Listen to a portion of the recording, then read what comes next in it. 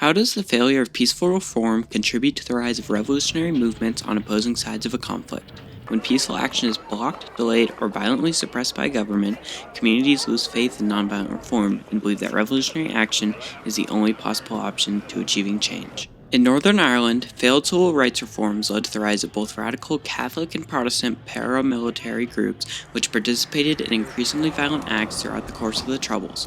This documentary analyzes how nonviolent civil rights protests in Northern Ireland contributed to the rise of paramilitary groups such as the IRA and the UDA, and provides case studies of similar revolutionary movements around the world. In the 17th century, following England's conquest of Ireland, the plantation of Ulster was formed with English-speaking Protestant settlers securing control of historically Irish land. Over the next few centuries, Irish Catholics became a carefully engineered social and political minority in Northern Ireland, with laws passed to favor Protestants with more accessible land ownership, more political power, and increased representation. Over time, this created two distinct communities: Loyalists or Unionists who were devoted to a union with the UK, and Nationalists or Republicanists who strived for a united nation with the rest of Ireland. Both had different identities, loyalties, and unequal distribution of civil rights, eventually laying the foundation for future demands of reform. In 1845, the Great Famine devastated Ireland, causing poor Irish Catholic communities to immigrate to industrial hubs at much higher rates than richer British-supported Protestants. When Irish citizens demanded that Great Britain intervene, they mostly neglected the starving civilians, which in turn created a lasting distrust in British governance and reinforced doubt that they would be able to accomplish necessary reform if called upon. The need for reform soon became apparent after the partition of Ireland, as Catholics became a permanent minority with a Protestant majority government controlling the state of Northern Ireland.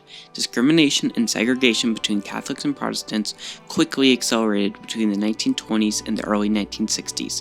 Housing was controlled by loyalist councils who often prioritized the needs of Protestant residents, leading to overcrowded and poor living conditions for Catholics. Voting rights were limited, and historically poor, working-class Catholics were disenfranchised. By the early 1960s, young socially and politically conscious Catholic nationalists would not stand for the inequality anymore. Inspired by the civil rights movement in the United States, these activists implemented nonviolent marches and sit-ins to generate media attention and moral pressure on Protestant lawmakers. Over the years, many protests were held, but resulted in minimal impact on the day-to-day reality of many Catholics living in Northern Ireland. This blatant denial of change through peaceful action continually angered Catholic communities, and such as they had before, people began to lose faith in the ruling powers, which soon led to dire consequences. Tensions came to a head on August 12, 1969 in the volatile environment of Derry, a town with an almost two-thirds Catholic majority, yet controlled by the Protestant Ulster Unionist Party since 1925.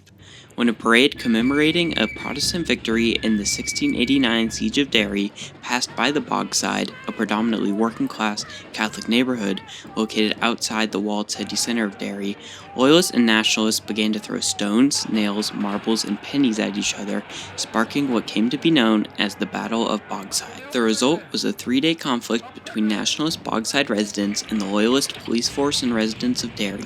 Shortly after, the British Army was quickly deployed to patrol all of Northern Ireland, marking the first military intervention in Ireland by the British government since the partition. The Troubles had begun for Northern Ireland. The Republicans have changed, or are changing, the course of the Northern Ireland conflict, bringing the United Ireland issue to the fore and relegating the civil rights campaign to virtual obscurity. But the division is still between Catholics and Protestants. Reform had failed. Catholic nationalists were in open revolution against Protestant loyalists and the British government that backed them up.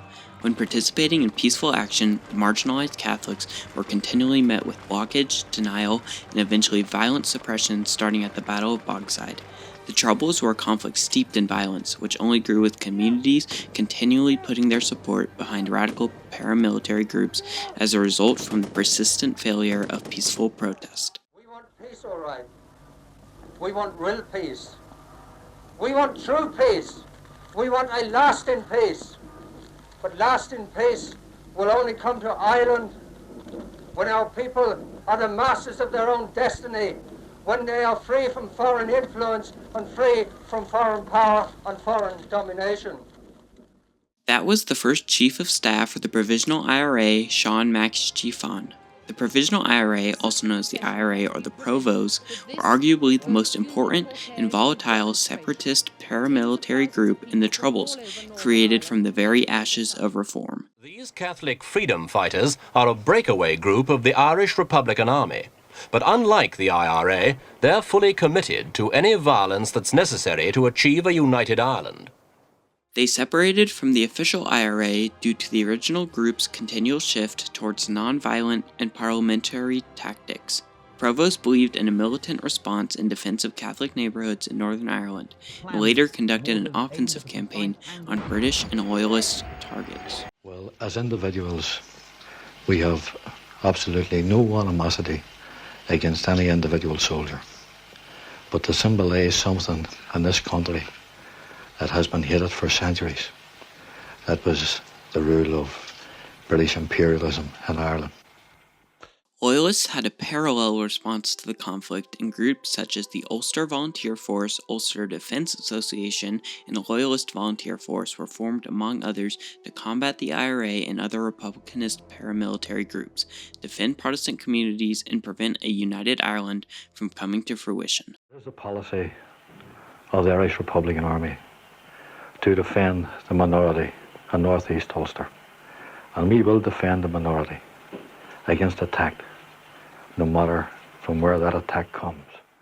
A survey from the University of Aberdeen conducted in 1999 posits that at least a quarter of Protestants and Catholics felt a little to a lot of sympathy towards the reasons violence was used during the Troubles.